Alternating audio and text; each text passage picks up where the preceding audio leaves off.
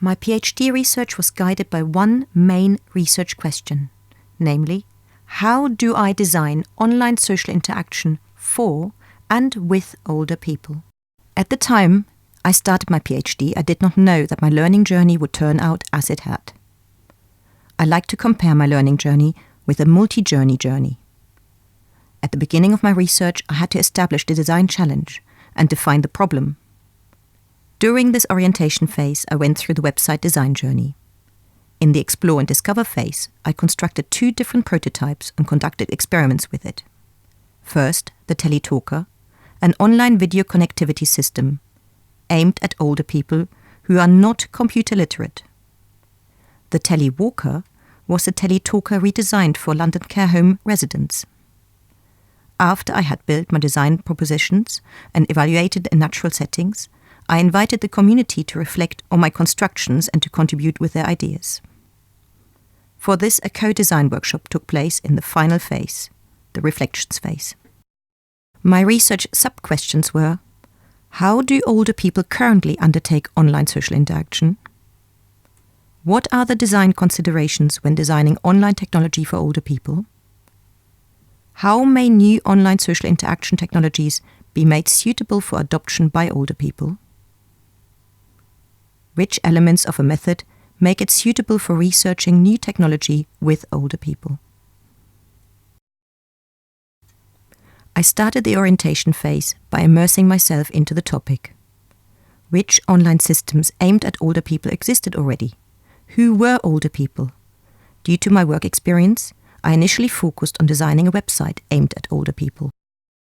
To let older people have a say in the brief, I conducted a storytelling workshop where participants were invited to share a positive and a negative experience of using social media sites, such as Facebook, Friends Reunited or YouTube. Yes, it's a funny story because I had tried at various times putting in the names of the people I'd known in wartime in different circumstances, people I'd been to schools with, people I'd lived with. And I never had a positive response, but one time one of my daughters had somebody contact and saying, "I'm dying to contact your mum." And so I did go and visit her. But that is but she was my daughter's generation, not my generation. I have had nothing ever. So you went on Friends United, you typed in all these names. Again and again, every now and then we have another go. Workshop participants also gave feedback on the page designs, with which I wanted to propose some concepts. Bridge, a website aimed at connecting older people with their families and friends, used status updates similar to Facebook. It included the weather description to convey something physical about members' locations. Memory Lane aimed to be a visual entry point for people to explore items and visuals they could have known from the past. This piece of content could have been a trigger for 2 online members to interact with each other. Shortly after conducting the storytelling workshops, my daughter Hannah was born. Being a first-time mother, observing my child developing, and having the additional time to reflect on my research led me to reframe my design space. I start describing the theoretical framework from top left. The Teletalker aimed to create a social space which provided more than a view and where people were able to connect with each other.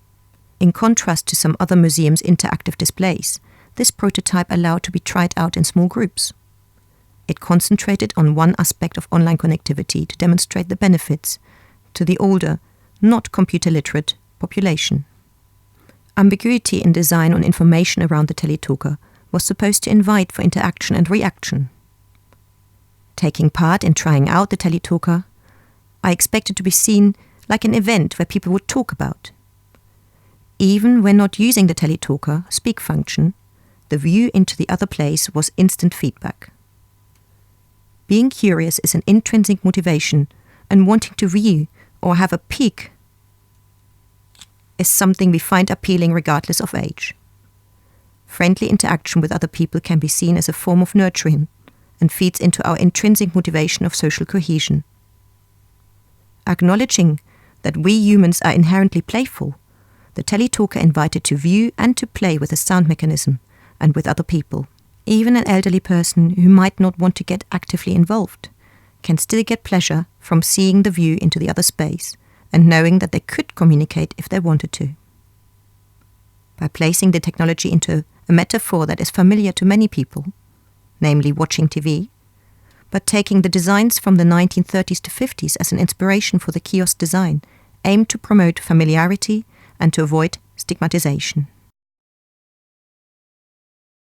In total, I conducted 3 in-the-wild design experiments. Hello. Will you get a job after you finish that? I think you're doing. Will I get a job? I was just finished. Will you get a job?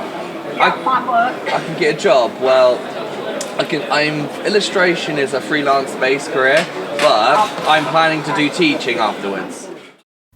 At the university end, people came to see and experience the teletalker in groups. At the day center location, the reception of the teletalker was mixed. One day center client rejected the teletalker and therefore the kiosk had to be moved into a different location. The location, the view on the screen, the information around the experiment and the opportunities of interaction were key to engaging people in trying out and engaging with the teletalker.